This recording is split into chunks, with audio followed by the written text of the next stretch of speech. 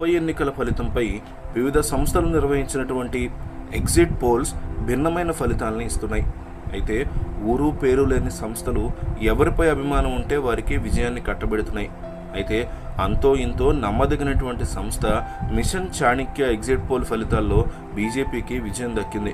52.82% ఓట్లతో బీజేపీ అభ్యర్థి రఘునందన్కి తొలి స్థానం వస్తుందని, 35.67% ఓట్లతో టీఆర్ఎస్ అభ్యర్థి సుజాతకి రెండో స్థానం వస్తుందని, 12.15% ఓట్లతో కాంగ్రెస్ అభ్యర్థి శ్రీనివాసరెడ్డికి మూడో స్థానం వస్తుందని మిషన్ చాణక్య తెలిపింది.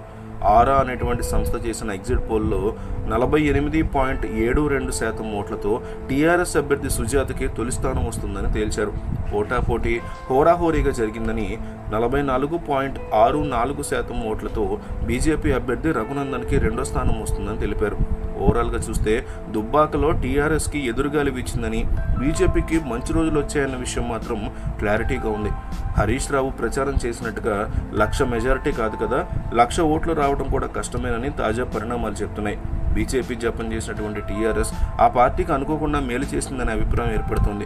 ఎగ్జిట్ పోల్ ఫలితాలు కొన్ని సందర్భాల్లో వాస్తవ ఫలితాలకి దగ్గరగా ఉన్నప్పటికీ చాలాసార్లు బోల్తా పడిన సందర్భాలు ఉన్నాయి.